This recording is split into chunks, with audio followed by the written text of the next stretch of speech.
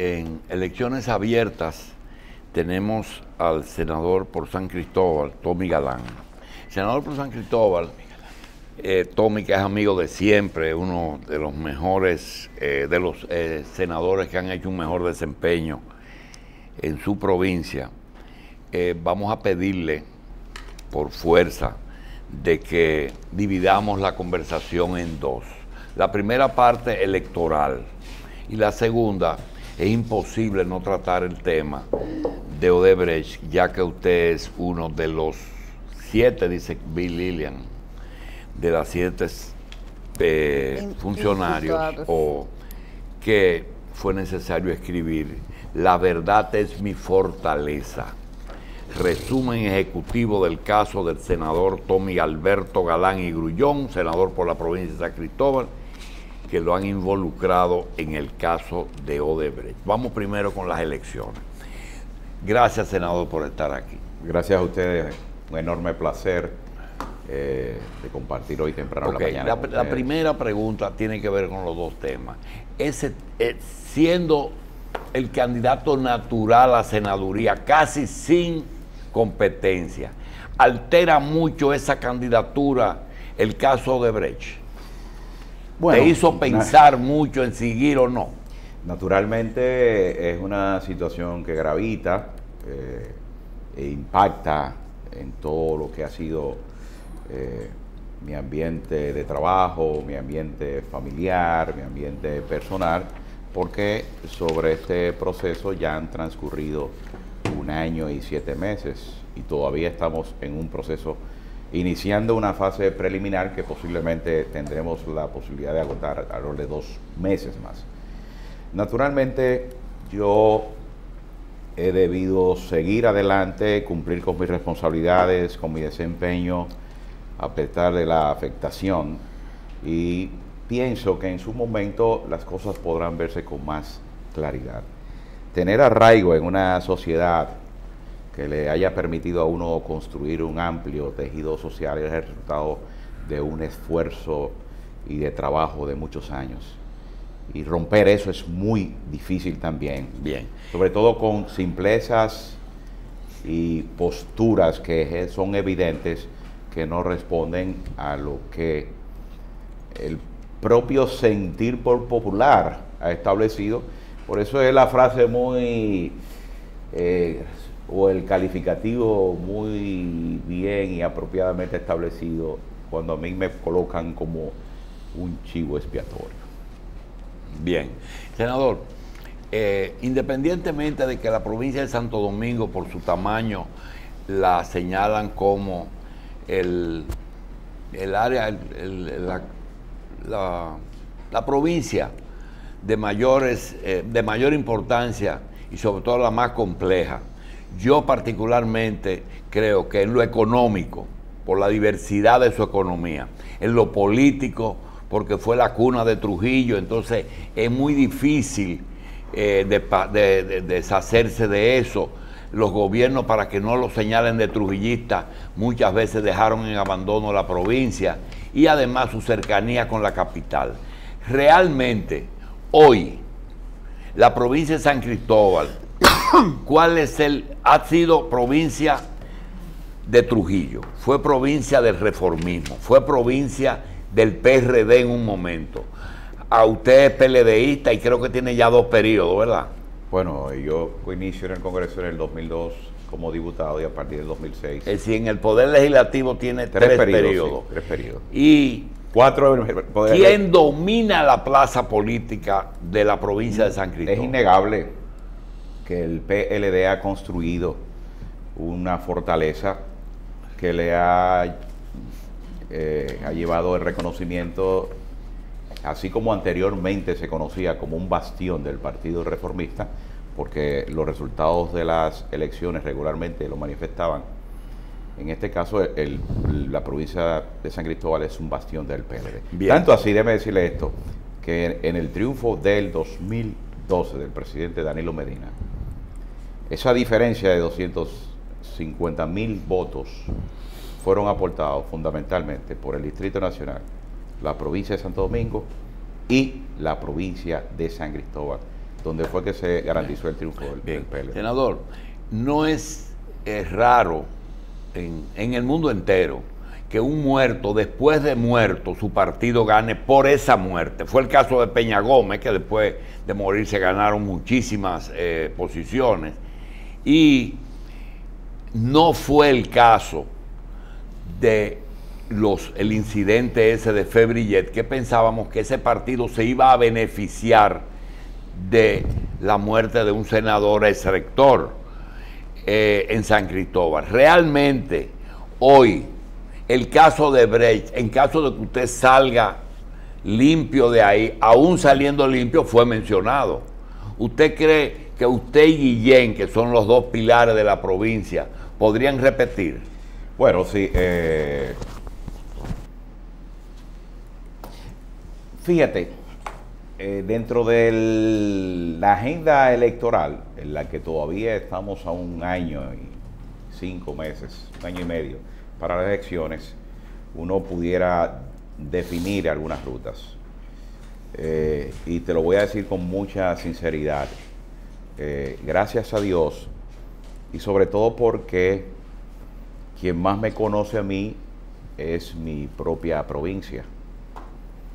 Quienes más pueden tener la certeza y la seguridad frente a lo que acontece es mi provincia, que me vio crecer de los 8 años, siendo un joven, adolescente, como padre, hijo, y mi ejercicio político que inicia bastante temprano.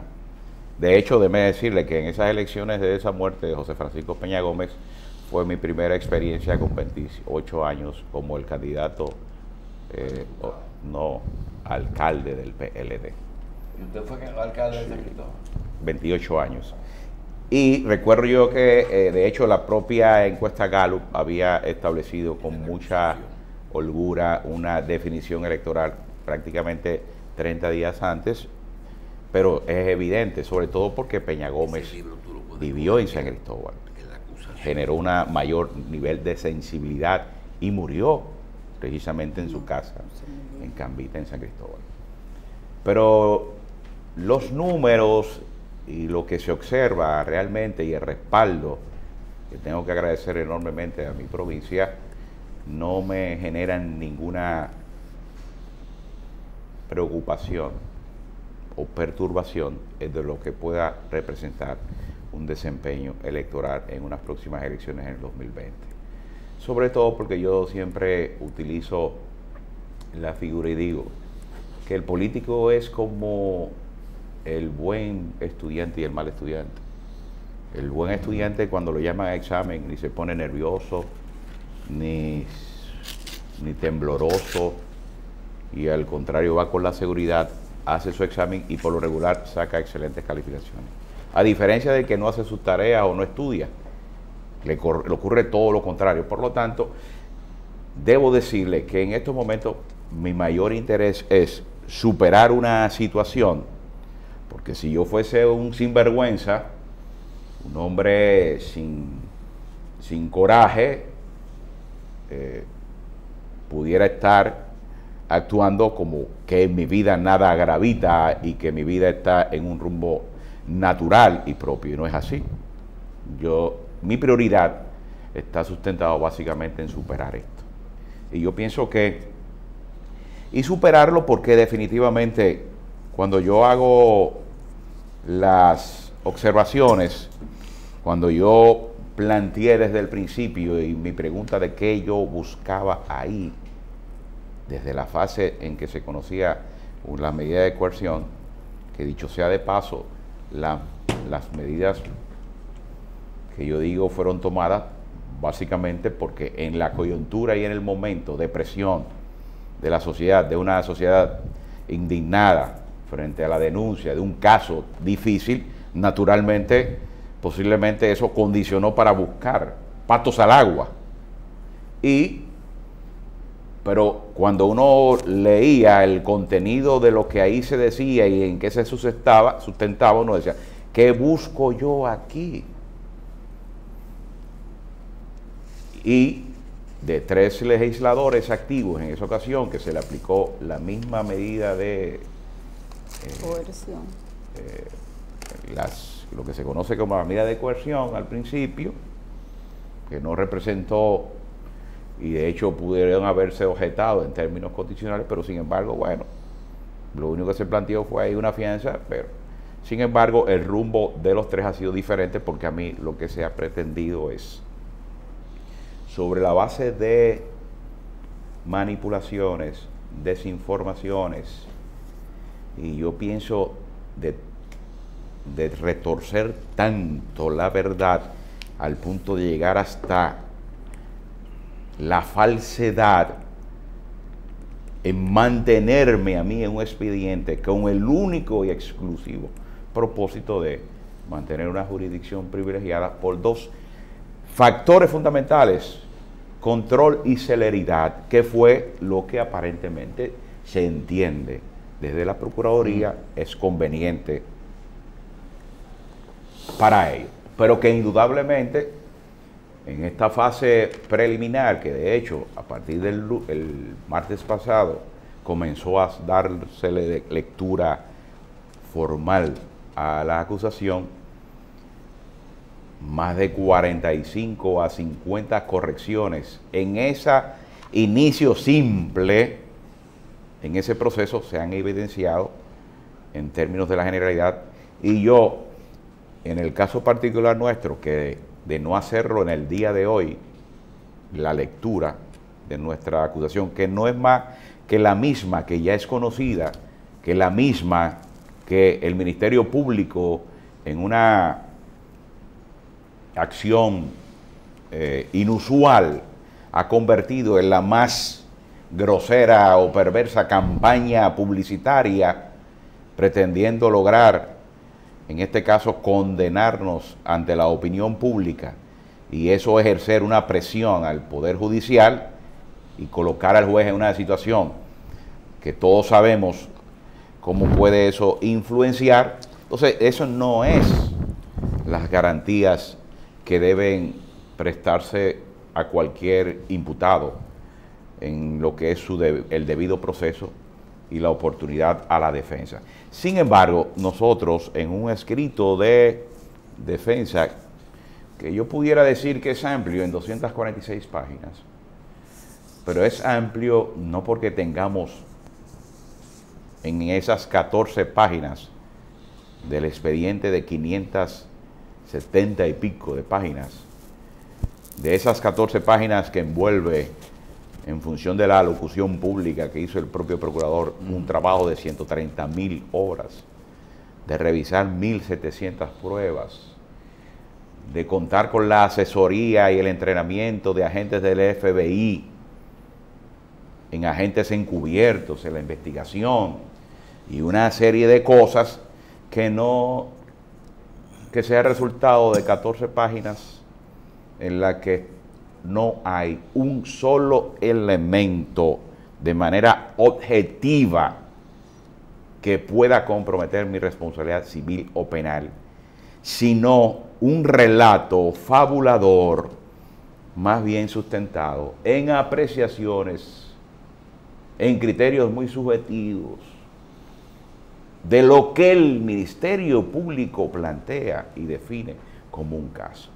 Por eso, nosotros, en esa fase de discusión que se dio, en la que los demás imputados, con todo su derecho, porque no lo puedo dejar de decir, establecieron una serie de incidentes que en esta fase preliminar, que ya va a 6 meses y que pudo haber sido una fase de 30 días o un mes y medio, el único que no estableció un incidente, y un poco siendo un cliente necio de sus abogados, porque no es que mis abogados plantearon o me plantearon una cantidad donde se podían sustentar una serie de incidentes, pero yo le decía a ellos y le pedía encarecidamente que mi interés es tener la posibilidad de contestar cada letra, cada palabra, frase u oración que están contenidas en esas 14 páginas, sin que ningún tecnicismo legal me evitara mi defensa lograr un no al lugar en esta fase, si no era sobre la propia acusación. Por eso nosotros hemos escrito, y en ese escrito de defensa están todas las contestaciones documentadas, donde se expresa con claridad y se ve con claridad cuál es el fondo, el trasfondo. Porque decía Aristóteles que más que decir la verdad, es mejor dejar ver por qué la falsedad de lo que se encuentra. Entonces, nosotros hemos querido, en este caso yo he compartido y le sugerí a mis abogados, ¿saben que los abogados en su lenguaje, a veces no es el lenguaje que permite que la gente llanamente pueda entender? Y le decía y sugeríamos, por eso José Ricardo Tavares Blanco y Guarionex Ventura, que son mis abogados que nos representan, elaboraron este folleto, que no es más que una síntesis ejecutiva de esas 246 páginas, donde se puede entender con mayor facilidad en los puntos fundamentales y específicos en que se está sustentando esta acusación. Senador, no hemos leído la introducción y nosotros vemos, más allá entonces de los argumentos de una persona en Brasil, que es la que hace el relato inicial de cómo supuestamente se movieron las cosas aquí, no ha habido pruebas documentales, no han ido más allá de atar cabos. No existe ningún elemento de manera objetiva que pueda comprometer. Y lo más curioso es que aún mis pedimentos, mis requerimientos y mis solicitudes de que el Ministerio Público me escuchara para que antes de la fase de acusación se materializara, siempre evitaron. Oye, qué cosa más rara. Si ustedes observan cualquier película que hay en una investigación, ¿cuántas veces no llaman a una gente a interrogar? Sobre todo porque se supone que la lógica de la investigación, partiendo de la posición del Ministerio Público, deben ser los más interesados en tener la certeza de que el camino y el hilo de su investigación va por la vía correcta. No, pero aparentemente no, y yo entiendo por qué a mí no se me escuchó. Al final tuve que remitir de manera formal todo un pliego de documentación, e incluso el único que depositó un trabajo respaldado por una prestigiosa empresa y un prestigioso profesional de una aplicación de fondos donde se establecía todo el comportamiento de mis declaraciones juradas, cada centavo, su origen y aplicación, fueron depositados. ¿Y ustedes saben por qué no me escucharon? Si me escuchan, no hay acusación. Si me escuchan... Pero lo que se puede preguntar, que nos escucha ahora, es ¿por qué la hazaña contra usted? Porque hay muchos senadores PLDistas. Yo establecí... Hay funcionarios del Estado que parecían más comprometidos que cualquier legislador en estos manejos. Porque... Sin embargo, sobre ustedes hay la hazaña. Bueno, ya usted dio una razón, mantenerlo en la jurisdicción privilegiada. Porque eso ancla el proceso ahí. Pero, bien, pero ¿qué otro factor? Okay, yo pienso Perdón, que... Escúchame, también usted ha dicho que la acusación del Ministerio Público es utilizando elementos distorsionando la realidad. ¿Por qué? Como dice... Yo pienso que quizás el concepto de saña o la posición de saña, no. Yo digo que el pecado grande mío en función de yo verme en esto es haber dirigido la Comisión de Hacienda durante 10 años que me ha colocado siempre en el debate fundamental sobre los temas de carácter económico, que es lo que se ha dirigido, porque hay que revisar cuál ha sido la agenda mía de trabajo en el Congreso, al margen de esta situación. Y eso permite escribir, y eso se da mucho, establecer las características para la coartada perfecta en la construcción de una historia. La casualidad, posiblemente, más que la hazaña. Aquí hay, en la página 41, hay una teoría de la afirmación del consecuente, que dice rápidamente que esta teoría se caracteriza porque la conclusión es falsa, pese a contar con premisas verdaderas.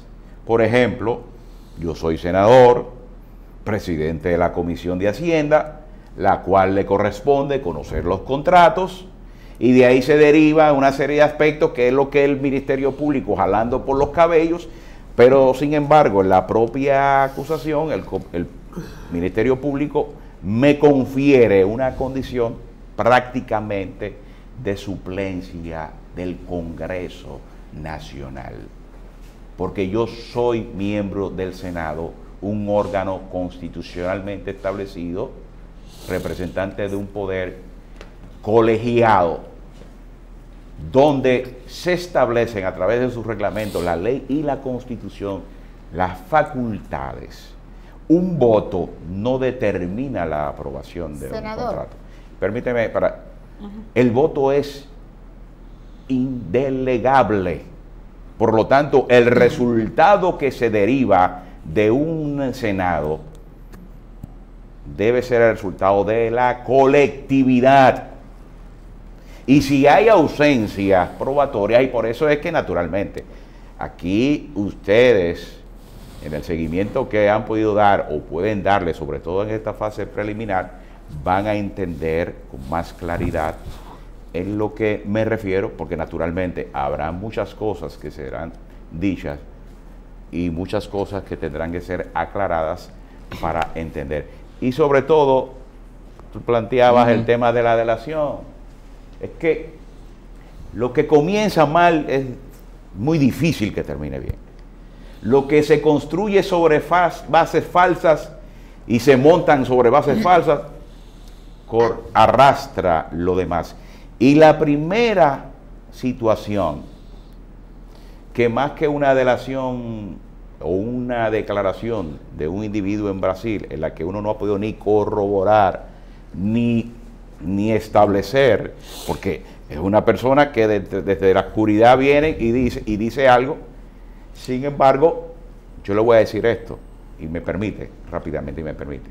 Por ahí comienza el primer eslabón de la falsedad y de la irresponsabilidad, sobre todo por la misma empresa Odebrecht y por el mismo testigo 54, Marcos Vasconcelos Cruz. ¿Por qué? Porque la delación premiada, lo único que ha permitido, entre una serie de factores, pero yo voy a enunciar dos nada más. Dos. Primero, es resolverse su problema.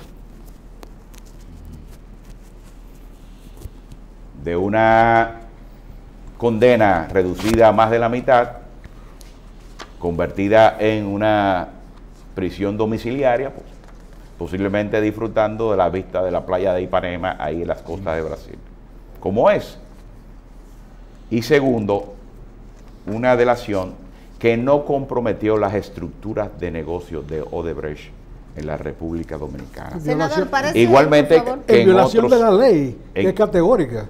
La ley establece que quien hace eso automáticamente queda erradicado. Pero yo estoy partiendo desde el punto de vista de la propia delación, porque hay cosas que yo estoy partiendo de eso, de lo que parte en la delación premiada, de lo que plantea Vasconcelos, porque fíjate, Vasconcelos habla y plantea y hace unas declaraciones que el propio Ministerio Público tergiversa.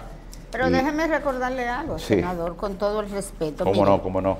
Recuerdo perfectamente que cuando el Procurador General de la República hizo la presentación de la acusación, dijo o informó Primero, que se pasó 8 meses investigando.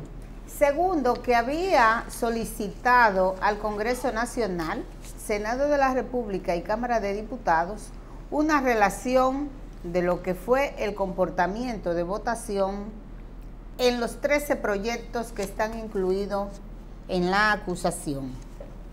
Y también informó el procurador que había solicitado a Brasil lo que era informaciones para él sustentar la acusación. ¿Realmente se prestó el Ministerio Público para convertir lo que debió ser un juicio jurídico en algo político? Mira, por lo menos la decisión que tuvo el Ministerio Público y la acusación es puramente política, no jurídica. Hasta ahí. Yo sigo confiando en la justicia, en este caso el Poder Judicial con relación a esta fase, pero es indudable. Hay muchas cosas que podrán decirse y se dirán, y yo también tengo que ser un poco, en este caso también respetuoso de mi propia barra de la defensa frente a una serie de documentaciones, alegatos e informaciones que se van a vertir en el escenario propicio, porque si algo hemos sido nosotros es cuidadoso y respetuoso. Yo le voy a decir esto, yo he hecho en esta semana varios programas, 1 año y 6 meses yo no había ido a un programa de televisión, respetando el proceso y sobre todo porque yo le decía, yo no soy un sinvergüenza, yo no puedo ir aquí a venir a hablar de otros temas o la política como que nada está pasando cuando la prioridad de vida me obliga a mí a superar una situación que yo estoy convencido, en función de todas las informaciones y todo el convencimiento que tengo, que al final yo digo que este ejercicio me llegará a inspirar en mi futuro, posiblemente escribir un libro de todo lo que ha sido esta experiencia de vida, pero lo voy a hacer en novela. Senador, novelado, mire, novelado, sí. novelado. Pero déjame decirte que no termine de decirlo algo de... ¿Tú crees que es posible que Marcos, sobre una delación, pretenda plantear un elemento y pueda hacer esto probatorio cuando todo lo que él dice lo sustenta en: yo no he realizado jamás pago indebido, tampoco lo he presenciado, no dispongo de evidencias, 3 cosas me hicieron pensar que acontecían? O sea, un ejercicio de su propia imaginación. Asumí también el riesgo de que tales valores fueran destinados a entes públicos. Pero sé que Ángel hizo una serie de donaciones en la campaña de Tommy Galán como candidato a senador en el 2008, 2012, 2016. Yo no fui candidato a senador en el 2008. Yo no fui candidato a senador en el 2012. Yo solamente fui en el 2016.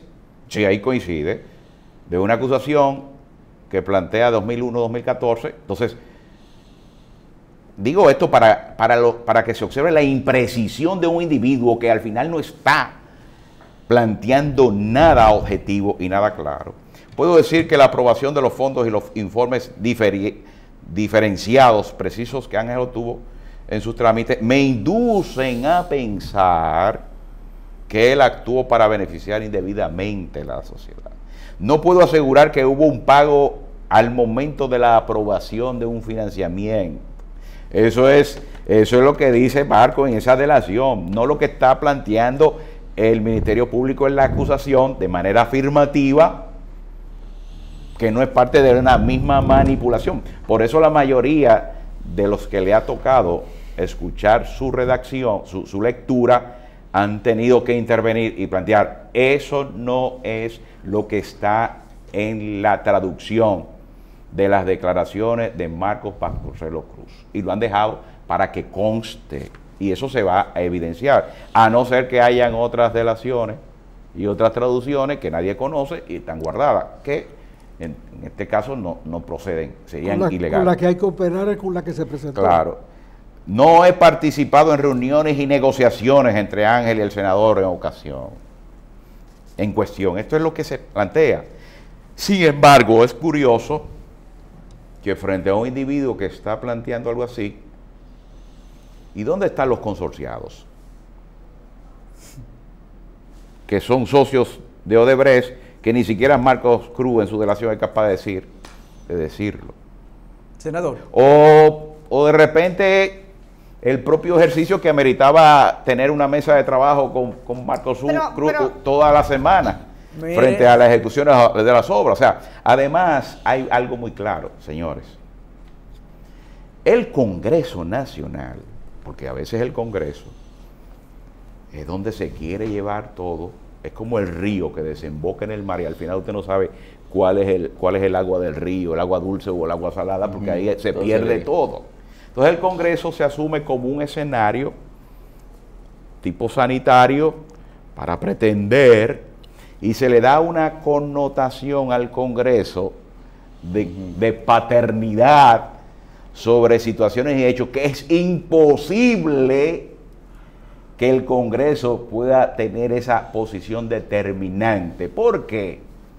Señores, cuando usted analiza los procedimientos establecidos sobre el tema de contratación de obras o el tema de contratación de financiamientos, que es lo que conoce, es el resultado de más de 15 pasos que conllevan a veces años en la formulación de un proyecto.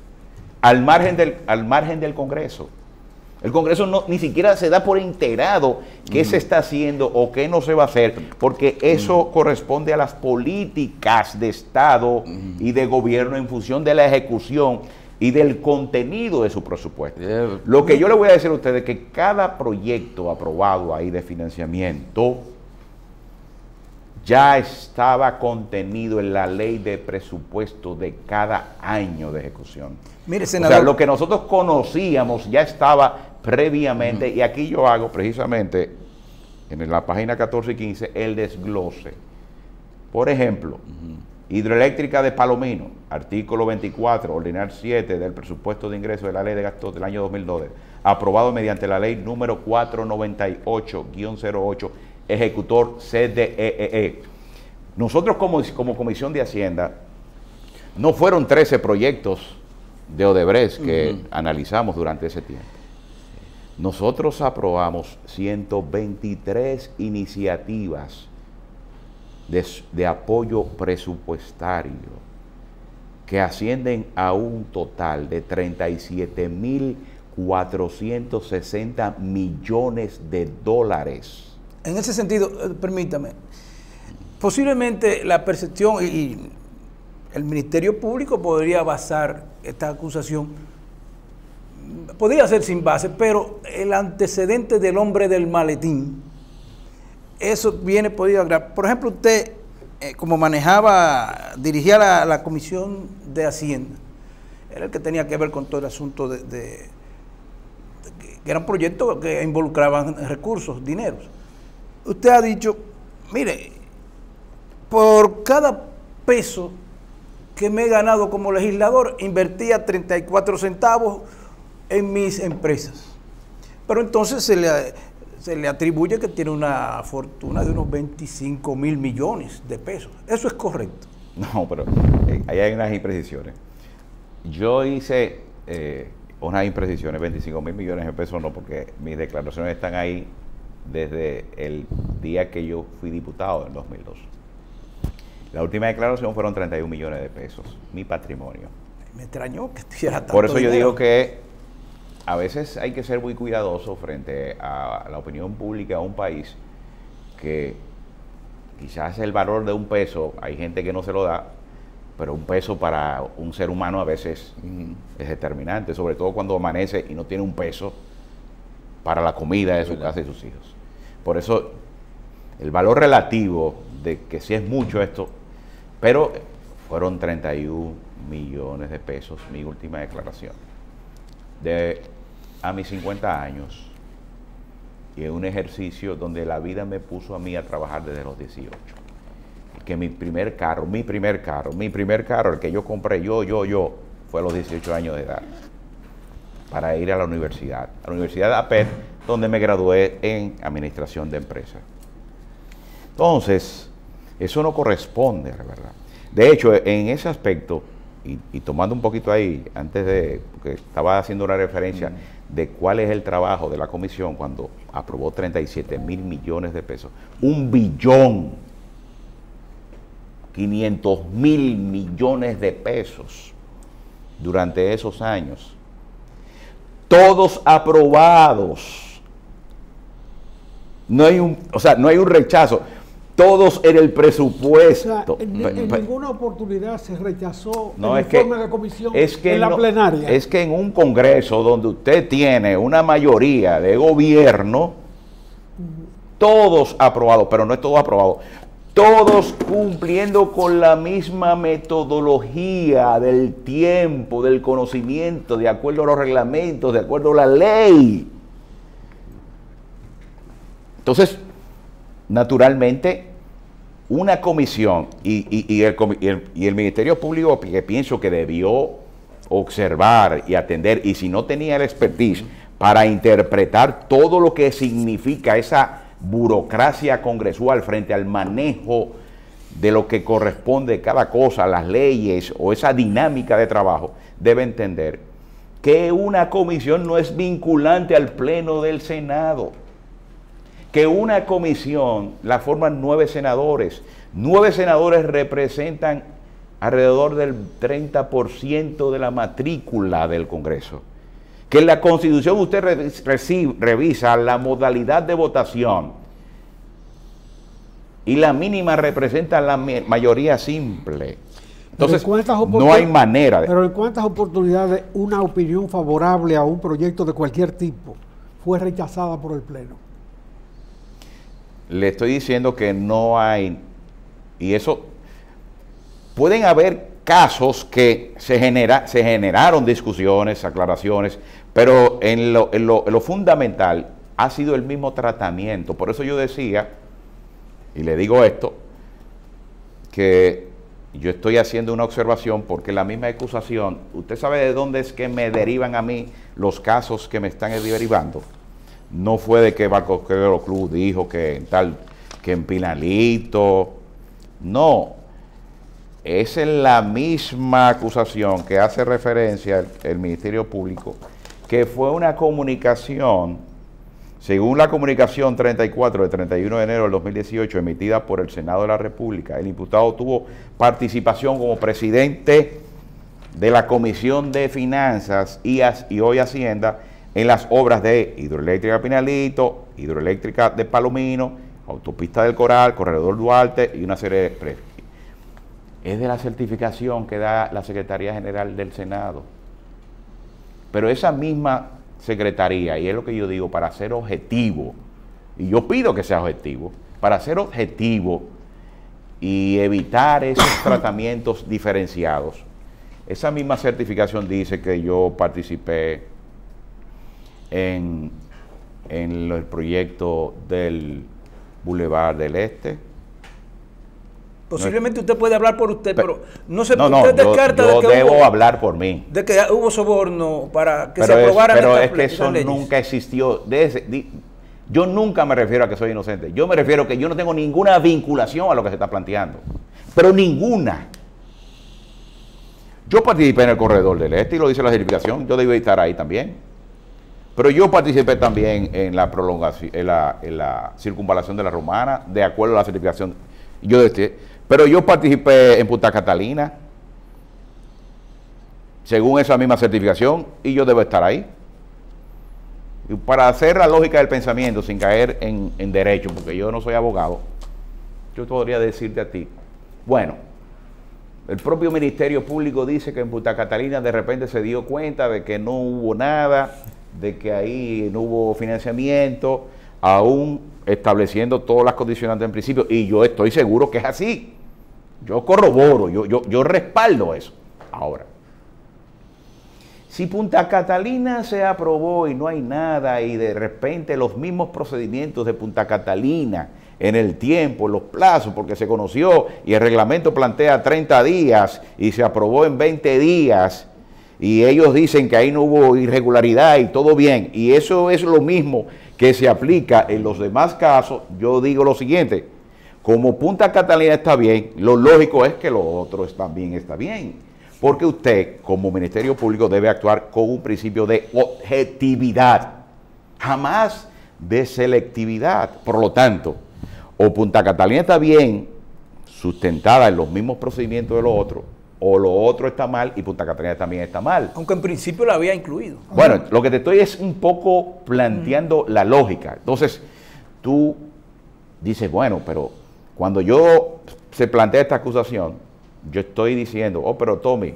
ustedes dirán, ¿y por qué tú quieres que también te pongan esos casos? No, es que yo quiero ser claro, transparente y objetivo. Es que si usted me está planteando y usted está diciendo que fue de esa certificación, póngame esos 3 casos también. Pero ponga los 123 casos también de todo lo que conoció la Comisión de Hacienda. Entonces, yo te podría decir que en el Congreso, y te decía, hay un desconocimiento total en función de lo que se deriva de ahí, de los reglamentos, las normativas, porque una comisión son 9. 9 jamás pueden aprobar. Un informe es desvinculante al Pleno. El Pleno puede rechazar, es más, puede quitarle a la propia comisión el tema y venirlo a aprobar por encima de eso. ¿En alguna ocasión pasó? No, porque miren cómo son las cosas. A diferencia, porque también estamos hablando de un sistema bicameral. Entonces, si tú estás derivando aspectos procedimentales, aspectos que tienen que ver con las funciones del legislador, entonces yo también estoy representando en este caso la Cámara de Diputados, porque existe una ausencia total de congresistas. Aún la acusación habla de los legisladores, y yo llamo la atención y digo, pero de acuerdo a la apreciación de la acusación y del Ministerio Público, aquí debería estar sometido todo el que votó a favor de un préstamo. Basado en de una eso, obra. senador, entonces, en República Dominicana sabemos cuál es la relación Poder Ejecutivo, Ministerio Público y Poder Legislativo. ¿A quién beneficia el circo? Bueno, pero yo prefiero dejar eso en mi ejercicio de la posibilidad de escribir un libro, porque esa es una apreciación. O sea, cuando yo te digo que el objetivo de tener esto es una jurisdicción privilegiada y yo te digo que es control y celeridad, eso establece si algo falla en este caso la celeridad. Esta era la sede de distribución de dinero de Odebrecht para América entera. Y resulta que aquí no pasó nada. Pues hizo un acuerdo. Aquí no pasó nada. Es el único país donde no se ha condenado a una persona. Bueno, pero lo que yo digo es que posiblemente hay un proceso abierto. Lo que yo creo es que la mira del fusil o está tapada y ha impedido de que el Ministerio Público actúe con certeza, objetividad, para garantizar celeridad. No va a lograr jamás la celeridad que quiso construir cuando la mayoría de cosas que está sustentada sobre la falsedad. Entonces, yo quería un poquito, don Cuello, yo quería un poco, porque no quiero dejarme sobre un aspecto de mi declaración jurada. Todo lo que el Ministerio Público está sustentando en mis bienes y propiedades son las mismas cosas que yo declaré. O sea, no es que a mí me agarraron unos fondos de Gray Caimán. Nadie descubrió nada. Pero no, porque algo importante para que usted lo aclare, si es que tiene alguna aclaración. En esa acusación que hace el Ministerio Público, se le acusa de una supuesta sobrevaloración de sus bienes y se le calcula 63 millones. Exacto. Que fue el titular de un periódico del país. 63 millones que están en la cabeza del procurador. Porque en las paredes de mi casa no están. Ni en ninguna caja fuerte o en, ¿cómo que dicen? En esa serie, una caleta. Una caleta, que no están. Entonces, en la cabeza del procurador. Pero eso se hablará, eso fue lo más temerario. Eso fue lo más grosero. Eso es como yo ir al oculista a un examen de la vista y él tomar un sonógrafo prostático y pretender revisarme la vista con una sonografía rectal. Oye lo que te estoy diciendo, oye lo que te estoy diciendo. Eso es como tú mandarme a Santiago y tú coger una guagua de aquí a Higüey para tú derivar. Ahora déjame decirte esto, con el perdón de mis abogados. Al único que se le hizo tasación a sus propiedades, de los 14 imputados, al único, fue a mí. ¿Usted sabe por qué? Porque no había nada de buscar. Y eso es la mayor falsedad que se construyó. Y sin embargo te voy a decir una cosa. ¿Tú has oído esa expresión que se dice que donde compran venden? Pues yo vivo en un apartamento que además del mío hay 38. Pero hay un solar de Jarabacoa que yo puse y ahí hay 260 solares. Dentro de los imputados y aquellos incluso que recibieron archivo profesional, hay bienes comunes en los mismos lugares.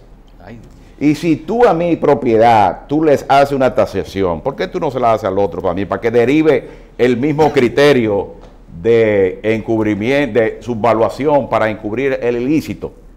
A mí nada más. Senador. Entonces, pero déjame decir eso, que no puedo demostrar el crecimiento de mis bienes. Perdón. Decía, para no irme, que fue de mi propia declaración. A mí no me encontraron de que una empresa offshore, unos fondos en Caimán o un paraíso fiscal, lo que me encontraron o que yo de repente tengo propiedades. No. Es sobre lo mismo que yo declaré desde el 2002.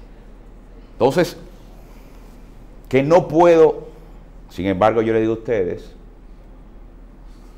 que en ese análisis que plantea, del 2002 al 2016, mi patrimonio creció en 16 millones de pesos.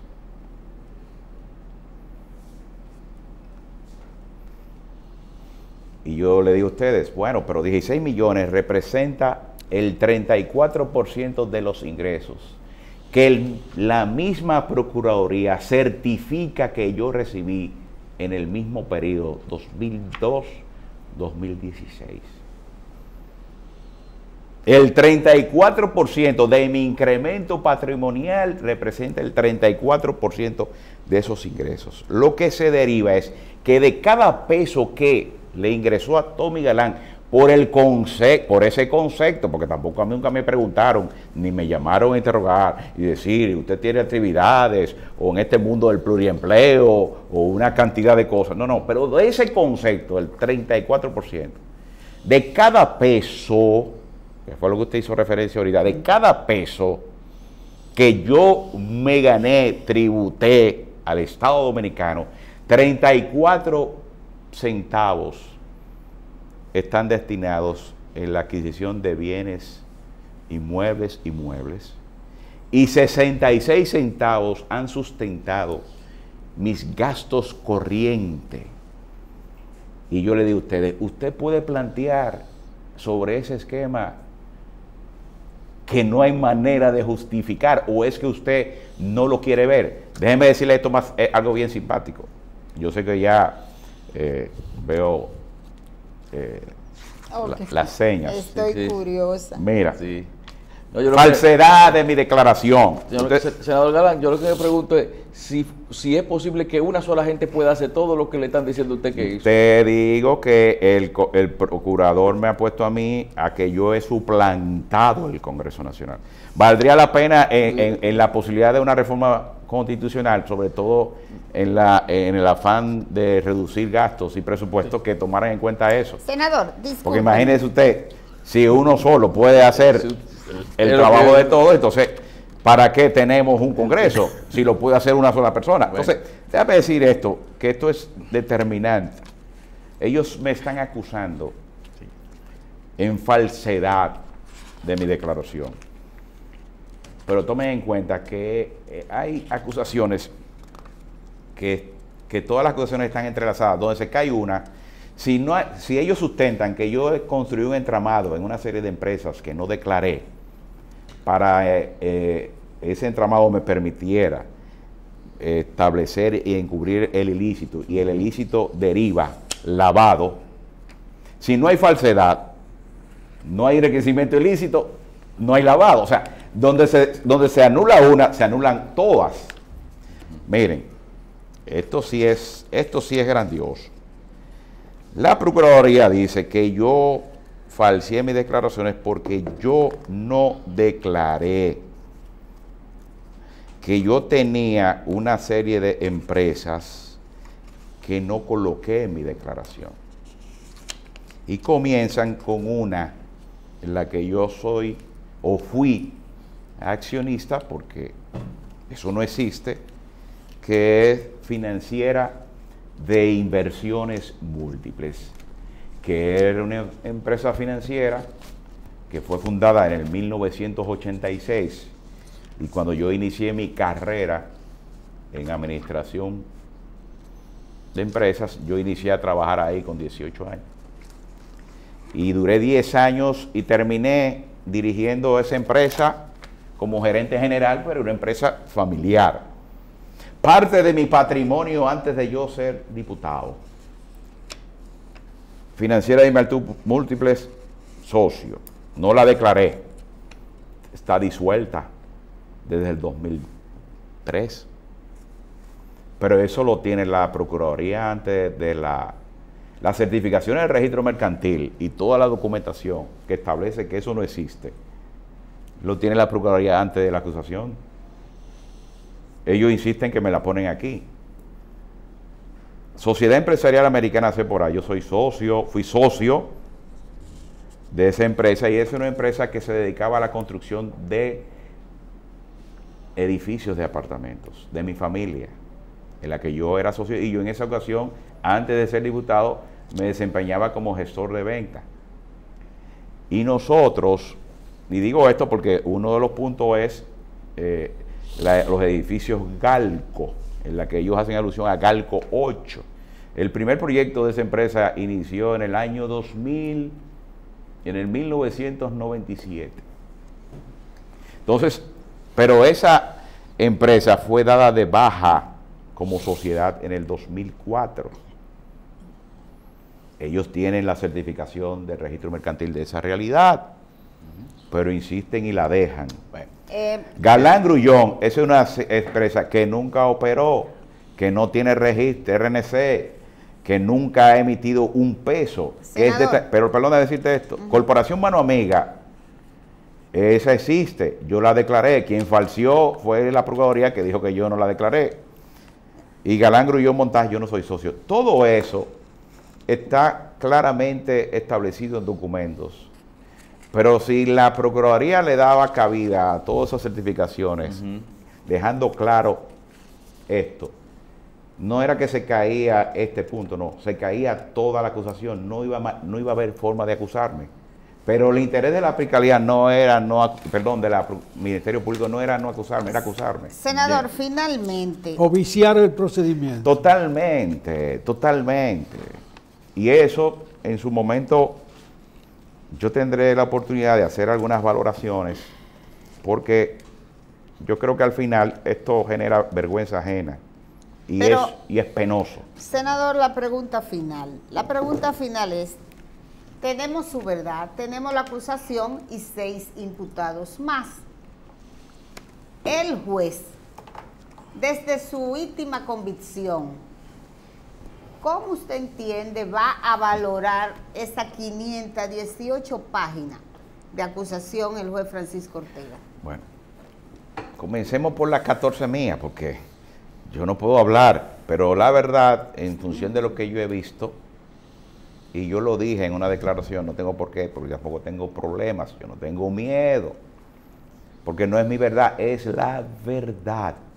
Usted dijo que usted dijo que es un chivo expiatorio de la acusación.